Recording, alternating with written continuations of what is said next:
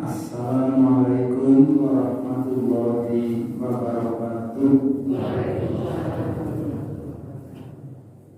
Alhamdulillahirabbil alamin. Wassalatu wassalamu ala nabiyyina Muhammadin wa ala alihi wa sahbihi ajma'in. Amma ba'd. Qala Allah ta'ala fi kitabihil karim. A'udzu billahi minasyaitonir rajim. Wa man kana maridan aw ala safarin fa iddatun min ayyamin ukhra. Yuridu Allahu bikumul yusra wa la yuridu bikumul usra. Wa litukmilul iddata wa litukabbirullaha ala ma hadakum wa la'allakum tashkurun. Dan barang siapa yang dalam keadaan sakit atau dalam perjalanan, maka kalau dia tidak puasa supaya mengganti pada hari yang lain. Allah menghendaki kemudahan, tidak menghendaki kesulitan. Dan apabila sudah sampai genap puasa kita selesai, maka bertakbirlah kepada Allah. Niscaya engkau menjadi orang yang bersyukur. Ibu-ibu, bapak-bapak, dan hadirin sekalian,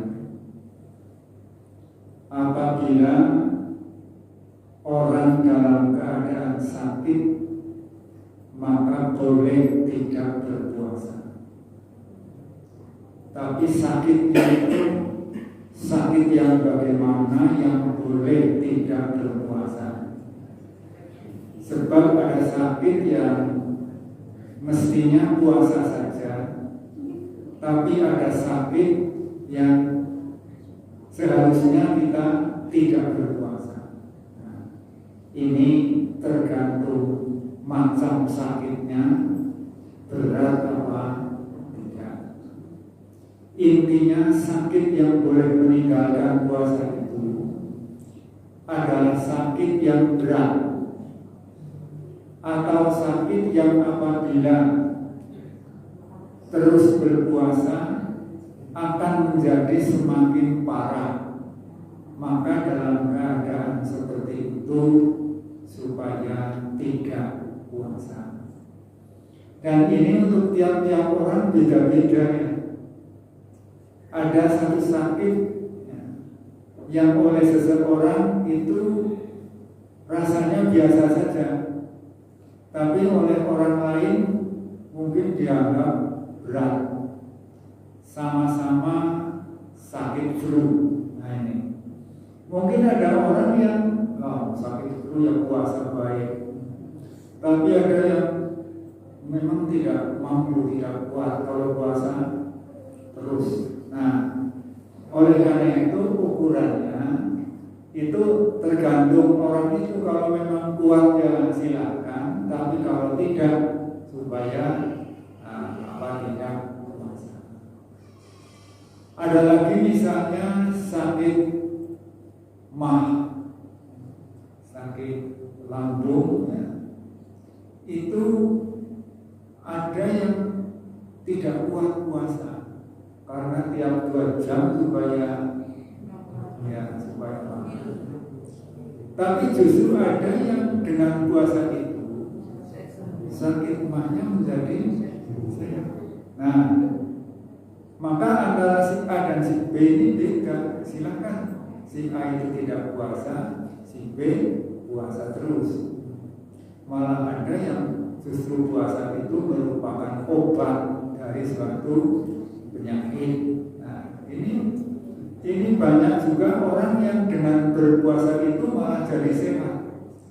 Mungkin yang kolesterolnya tinggi, mungkin yang tensinya tinggi, dengan puasa malah bisa menjadi menurun. stabil. Konon ada cerita orang yang kuat dan sering malah terus menerus puasa Daud itu konon katanya tidak pernah sakit. Nah ini perlu ada pembuktian apa semacam itu benar apa tidak. Tapi memang ada sabda Rasulullah yang mengatakan sumu tasihu. Artinya apa nih? Sumu tasihu. Puasalah engkau agar sehat. Nah, ini saya dulu pernah dalam penataran itu ada teman dari Jawa Timur. Dia itu sakit, kok malah puasa itu ya?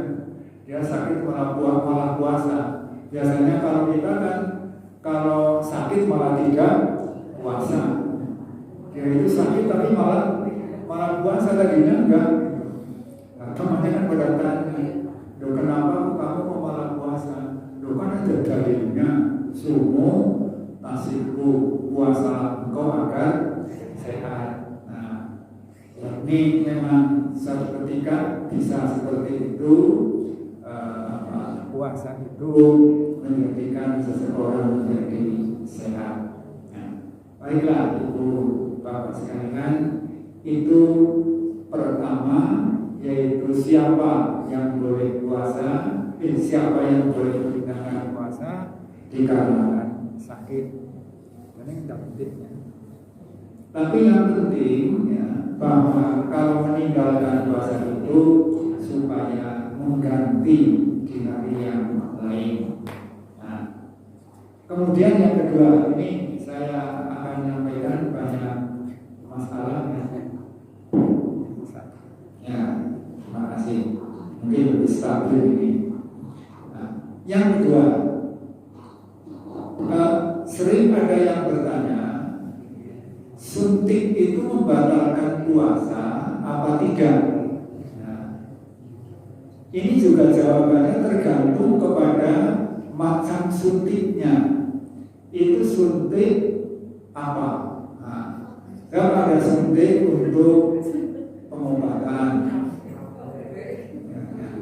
ada suntik kabel, ada suntik pengobatan seperti demam atau panas. Disuntik supaya turun panasnya, itu tidak membatalkan puasa. Mungkin suntik karena kita takut kena infeksi, misalnya orang kerja kok minta paku wis karaten. Nah ini kan khawatir tetanus, suntik anti tetanus itu tidak membatalkan puasa. Lagi jalan-jalan esok-esok copot asu, takut kena rabies, suntik anti rabies itu tidak membatalkan puasa. Ada orang sedang puasa gelayar apa itu semaput diinfus.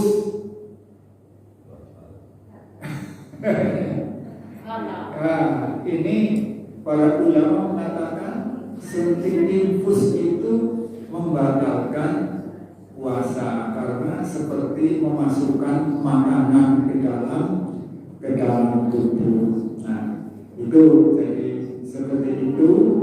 Ada suntik yang membatalkan, ada suntik yang tidak membatalkan. Kemudian karena COVID, suntik vaksin booster ini membatalkan puasa enggak? Ya, para ulama ini sudah memberikan fatwa tidak membatalkan puasa. Nah, jadi itu macam-macam ya. Kemudian yang ketiga, menggunakan peralatan untuk membantu pernafasan seperti memakai oksigen. Nah, itu membatalkan enggak?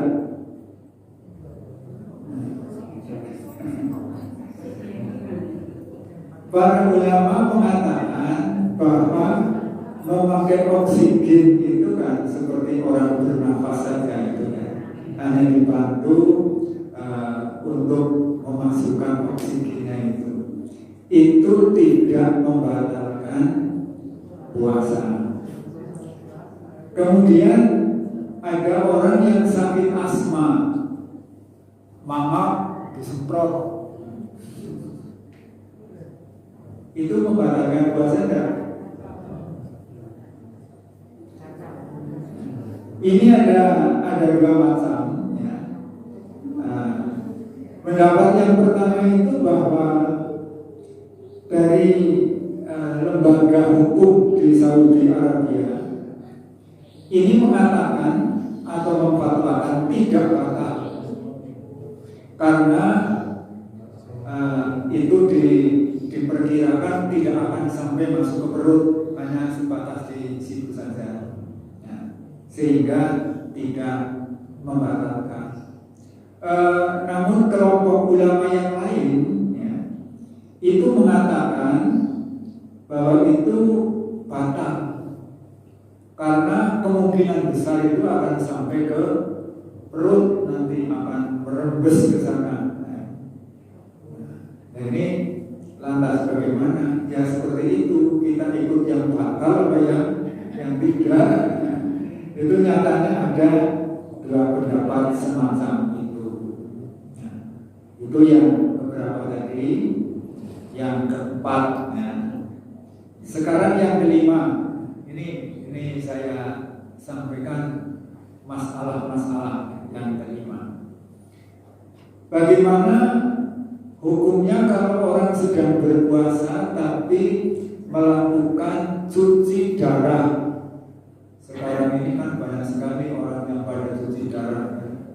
Di hampir rumah sakit itu ada pasien cuci darah. Ada sing sebulan sepisan, setengah bulan sepisan, seminggu sepisan, sing paling kerap seminggu pindu. Ini bagaimana? Cuci darah itu kan mengeluarkan darahnya sendiri, kemudian dimasukkan lagi setelah dibersihkan. Nah, ada pendapat begini, jika itu kan darahnya kan dikeluarkan dulu sebelum nanti dimasukkan lagi. Kalau waktu dikeluarkan sudah bersih, kemudian diberi campuran, misalnya dicampuri kadar gula biar lebih menyehatkan, diberi ion tubuh atau zat-zat yang lain, itu kalau diberi tambahannya zat-zat tertentu itu menjadi membatalkan. Tapi kalau tidak, itu tidak membatalkan. Ini itu sebagian pendapat dari pendapat mengenai cuci darah. Lantas bagaimana yang aman itulah supaya kita bisa berpuasa atau tidak meragukan.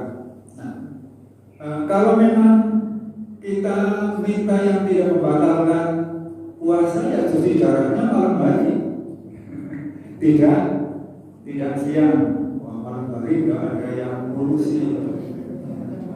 Ya sudah, caranya begini. Cuci darah itu, ini kan penyakitnya penyakit yang kronis, artinya penyakit yang sudah terus menerus, tidak ada hentinya ya. Penyakit yang semacam itu ini sama dengan penyakit tua, itu kan tidak ada obatnya ya. Orang tua puasa ini tidak ada obatnya, terus menerus seperti itu. Atau penyakit mah yang kronis yang sudah tidak bisa ya pokoknya harus setiap 1 jam atau 2 jam harus kemasukan makanan. Nah, penyakit-penyakit yang semacam itu yang sulit diobati itu boleh tidak puasa. tetapi membayar fidyah. Nah, oleh karena itu bagi yang berpenyakit gula, penyakit apa tadi? Cuci darah kan? Cuci darah ini penyakit apa? Gagal ginjal ya. Nah, bagi yang cuci darah itu pada waktu harinya cuci darah itu nggak usah puasa, ya, nggak usah puasa.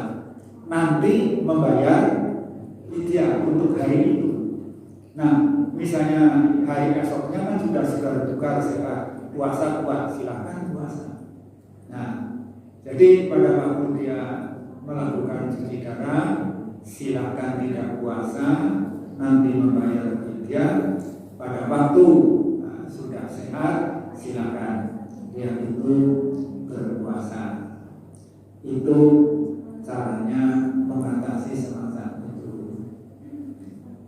Terusnya yang keberapa ini? Yang keenam. Bagaimana hukumnya mendonorkan darah? Mendonorkan darah itu artinya dia akan diambil darahnya. Itu diambil darahnya ini tidak membatalkan puasa. Seperti kalau orang sedang puasa berobat bekam. Bekam itu ada yang bekam kering, ada yang bekam basah. Ya, kalau bekam basah karena di lubangnya di iris, nanti disedot darahnya kan keluar, darah kotor. Nah, itu tidak membatalkan puasa. Sama juga seperti orang yang donor darah itu tidak membatalkan puasa.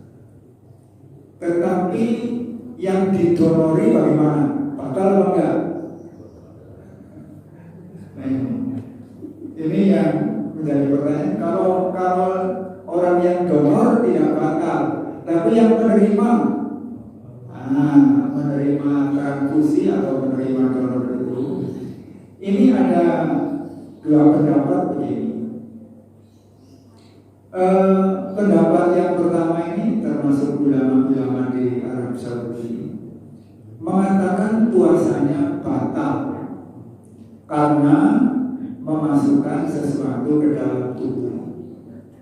Nah, tetapi sebagian ulama lagi mengatakan tidak batal karena yang dimasukkan itu adalah bukan makanan dan tidak ke lubang asal. Lubang asal itu kan ada mata, ada telinga, ada hidung, ada mulut, ada bagian bawah, itu lubang asal. Tapi kalau masukkan ke ini pori-pori ke kulit itu disebut bukan lubang asal, apalagi yang dimasukkan itu bukan makanan ya. Maka sebagian ulama berpendapat tidak batal. Ini merupakan keputusan musyawarah organisasi Islam sedunia pada tahun 1997. Organisasi dunia Islam itu namanya OKI. Nah, itu keenam. Nah, sekarang lagi ketujuh. Bagaimana pada waktu kita puasa kita menggunakan obat tetes mata, tetes telinga. Ini mungkin sedang kerja kelilipan, ya. Atau kalau telinga gatel atau bagaimana lah ditetesi. Ya. Ini para ulama mengatakan ini hukumnya tidak membatalkan. Jadi tetes mata, tetes telinga itu tidak membatalkan. Namun tetes hidung ini karena mungkin menyatu dengan syarat makanannya, itu dihukumi membatalkan. Tetes mata, tetes telinga tidak, tapi tetes hidung yang masukkan ke dalam itu membatalkan. Panjenengan nanti puasa-puasanya kasih lima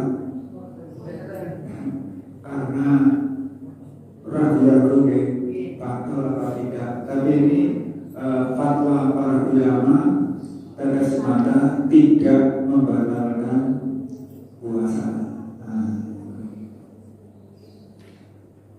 Kemudian lagi ini lain lagi, bukan penyakit. Bagi musafir tadi itu darinya karena makana minkum maridun aw ala safarin, orang yang melakukan perjalanan, orang yang bepergian, yang dimaksud bepergian jauh. Kalau sekedar dari rumah ke masjid itu tidak termasuk safar. Tapi yang termasuk safar itu bepergian yang jauh. Ada yang membatasi sekitar 20 kilo sudah termasuk safar. Sebab memang ada dalil yang menyebutkan dulu waktu Rasulullah hidup dengan para sahabat bepergian, desanya si keton, desanya di dalam si keton. Jadi kalau pada pasir itu kan bisa melihat gerumbul kita yang kita tinggalkan, oh itu masih kelihatan. Kurang lebih 20 kilo ya. Itu sudah ada sahabat yang mau buka, dibolehkan oleh Nabi ya. Nah, tapi kalau Imam Syafi'i memberikan batas 81 kilo, 81 kilo ya, kira-kira Purwokerto, Wonosobo mungkin ya, atau kalau selatan Purworejo apa Kebumen ya, 81 kilo itu sudah dianggap musafir. Nah, lantas musafir itu apa yang jalan kaki, apa yang pakai dokar, apa yang pakai kendaraan bermotor atau mobil, atau kapal udara, pesawat. Nah, ini kan sekarang ini kan jarak 80 kilo kalau pakai kendaraan mobil kan kurang terasa apa-apa ya. Apalagi kan pesawat ratusan kilo. Apa buka puasanya? Nah ini. Tapi para ulama sepakat bahwa kendaraan modern itu tidak membatal, tidak menghapus hukum safar. Jadi tidak menghapus hukum orang menjadi musafir. Ya walaupun jalan kaki, walaupun pakai delman, walaupun pakai mobil 81 kilo ya itu merupakan batas. Walaupun mungkin bagi yang jalan kaki itu ditempuh sampai berapa jam dan nanti sudah sampai dan lapar ya. Tapi kalau pakai kendaraan mobil ber-AC kan sejam 2 jam tidak terasa apa-apa, tidak terasa lapar, tidak terasa haus, apa boleh? Nah, kita itu tidak puasa. Nah, apalagi kalau pakai pesawat jarak 1000 kilo ditempuh hanya 1 jam atau 2 jam, maka juga tidak terasa lapar dan haus. Itu tetap saja boleh saja bagi mereka itu menggunakan keringanan tidak puasa atau akan tetap berpuasa. Waktu Rasulullah itu ditanya oleh sahabat, bagaimana ya Rasul, kita yang musafir ini afdolnya puasa terus atau buka? Rasulullah menjawab, faqala in sitta fasum wa in sitta faftir. Apabila kau suka puasa terus, silakan puasa. Apabila kau suka berbuka, silakan berbuka. Kalau puasa terus kamu tidak nyahutang, tapi kalau kamu buka ngedor, kamu harus nyahutang. Tapi afdolnya sama saja. Ya. Atau justru Rasulullah itu memberikan kebebasan, silahkan pilih, yang kau pilih itulah yang afdol. Nah, yang kau pilih itulah yang afdol, yang utama. Sebabnya bagaimana? Sebab kondisi satu orang dengan orang lain itu berbeda. Hukum Islam itu juga tidak mutlak harus sama semua orang, tapi juga bagaimana kondisi seorang dengan orang yang lain.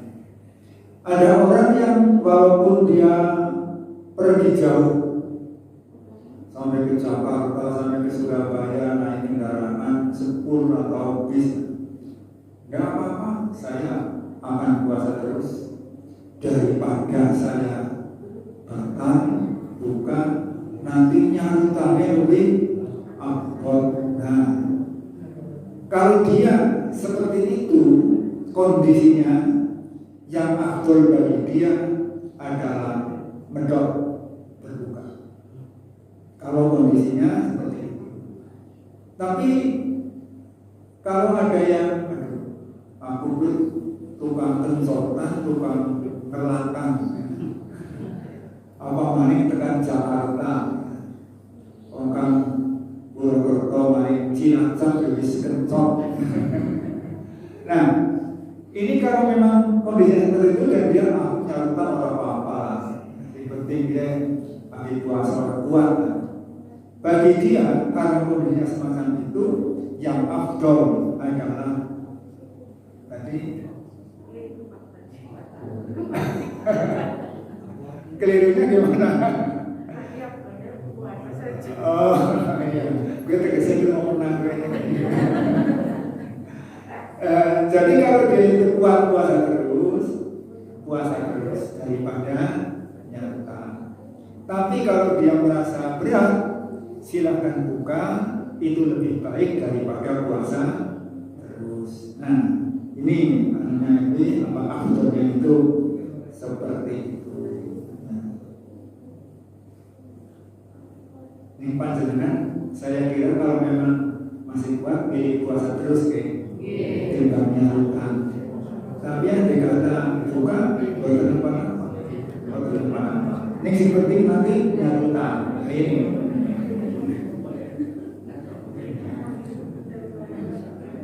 Kemudian lagi ada pertanyaan, bagaimana hukumnya orang yang sedang puasa pingsan, semaput itu membatalkan puasa enggak?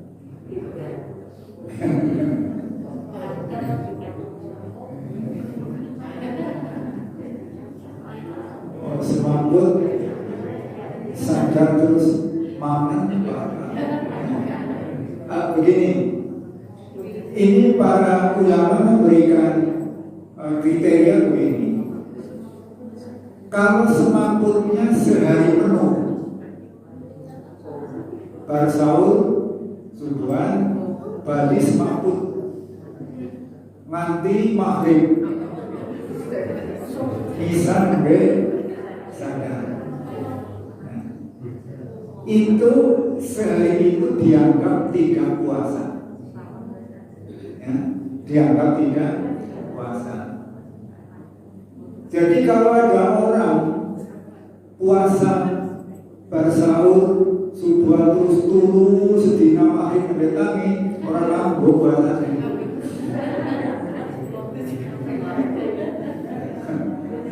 Orang semaput diibaratkan sama dengan orang tidur, orang dalam keadaan tidak sadar. Jadi itu dianggap tidak puasa. Jadi harus menganggap turu memang puasa beribadah. Jadi seperti itu. Jadi kalau dia bersahur terus sampai maghrib, orang kan puasa nih. Sama dengan orang habis sahur semaput, nanti maghrib, setelah maghrib baru sadar, itu dianggap tidak puasa. Tapi kalau dia misalnya sudah sahur, tiba-tiba jam 10 siang sampai jam 12 siang semaput. Jam 1 sadar lagi sampai maghrib, itu puasanya kanggo, artinya tidak membatalkan puasa. Atau yang penting dalam waktu orang sedang berpuasa itu ada waktu untuk sadar, apa setengah jam, apa sejam, ya, misalnya tekan ngasar, ya kita tekan ngasar terus mampu terus ngasar sadar, nah, nanti maghrib puasanya kanggo. Jadi yang penting ada waktu sadar, ya, walaupun tidak lama itu puasanya terpakai. Nah, itu fatwa para ulama tentang hal, ya, puasa tetapi semaput. Kemudian orang yang pikun puasa, puasanya kanggo atau tidak itu?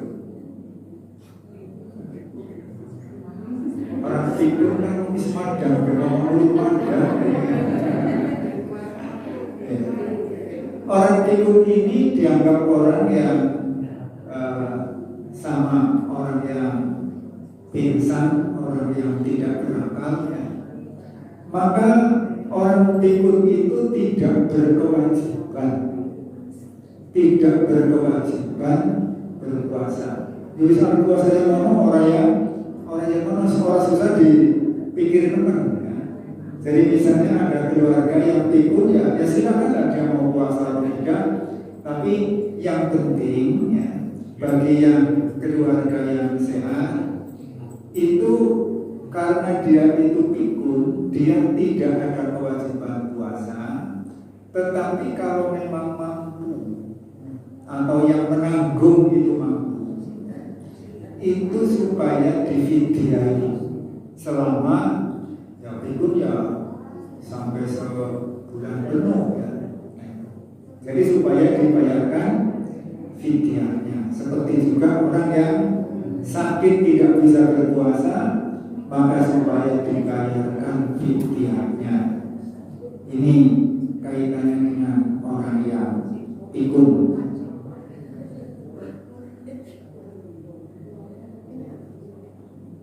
Kemudian bagaimana kita yang punya utang puasa nanti setelah hari raya itu, apa puasa Syawal dulu, apa nyarutang dulu? Ya, jadi memang yang bagus itu nyarutang dulu. Tapi andai kata puasa Syawal dulu juga boleh saja, artinya tidak haram, ya, boleh. Tapi memang sebaiknya nyarutang dulu, sebab puasa Syawal itu kan waktunya longgar 1 bulan.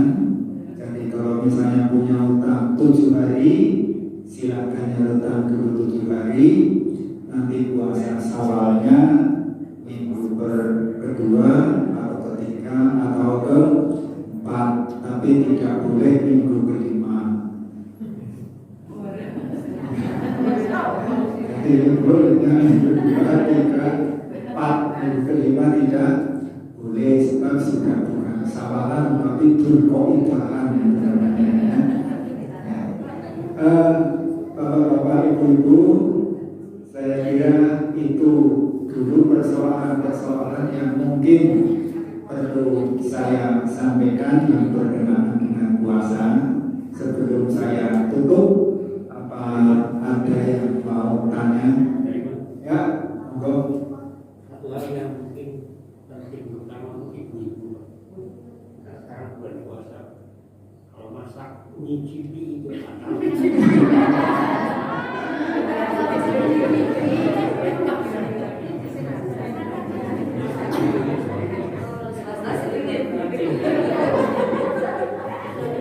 Nyicipi kan sekedar asin apa tidak,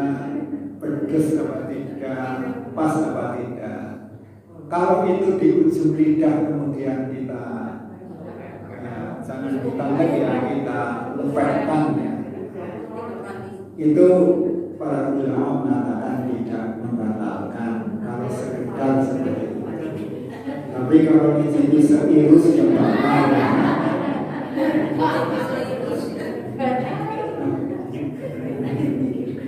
Jadi sekedar di ujung lidah nanti dilepaskan ya, itu tidak membatalkan puasa. Yang seperti orang berwudu kan juga berkumpul ya, seperti orang berwudu. Jadi ada juga puasa wudu orang kumpul jangan ya seperti biasa. Mau ngajak diri, jadi biasa, ya, wudunya biasa. Ada lagi Bapak Ibu, monggo. Kalau misalnya tidak puasa fidyah, itu besarannya fidyah sepinter. Ukurannya fidyah itu kalau diukur kiloan atau rupiah itu relatif. Tetapi yang penting kita fidyah itu besarnya seperti makan, kebutuhan makan untuk satu hari. Purwokerto dengan Jakarta kan beda, karena di Jakarta mungkin lebih mahal, di kampung lebih murah lagi. Oleh karena itu para ulama itu memberikan batasan yang minimal, yaitu dengan 6 on. 6 on itu sudah sah, itu 6 on ya. Kita memberikan fidyah 1 hari tidak puasa 6 on. Tapi yang baik menurut pertimbangan saya itu ya jangan saklek begitu. Ya misalnya di Purwokerto ini taruhlah kalau mau diuangkannya sarapan 5.000, makan siang 5.000, 10.000, sore 10.000, ya itu pantasnya lah. Pantas untuk makan yang seukuran, tidak mewah, tidak kekurangan. Itu ukurannya. Kalau kita memberikan berlebih, itu lebih bagus. Nah, jadi misalnya kebutuhan makan sehari 100.000, ya, kita memberikan 50.000, 100.000 sehari, itu lebih bagus.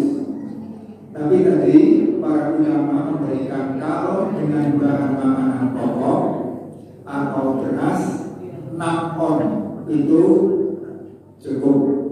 Jadi kalau misalnya sebulan 30 hari berarti 6 kali 30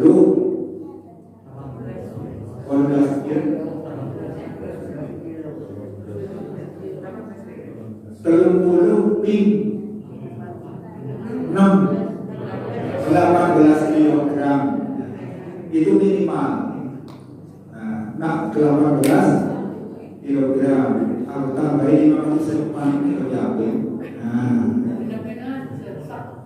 Ya. Jadi itu ada toleransi ya, ada fleksibel. Ada lagi ibu-ibu, bapak-bapak mungkin yang tanya. Ya memang banyak masalah yang sering timbul pada waktu itu. Kalau nggak ada, saya tutup saja. Ibu-ibu, bapak-bapak sekalian, kalau sekiranya belum muncul masalah yang lain, saya cukupkan sekian. Kurang lebihnya mohon maaf. Bila kita hidayah. Assalamualaikum warahmatullahi wabarakatuh.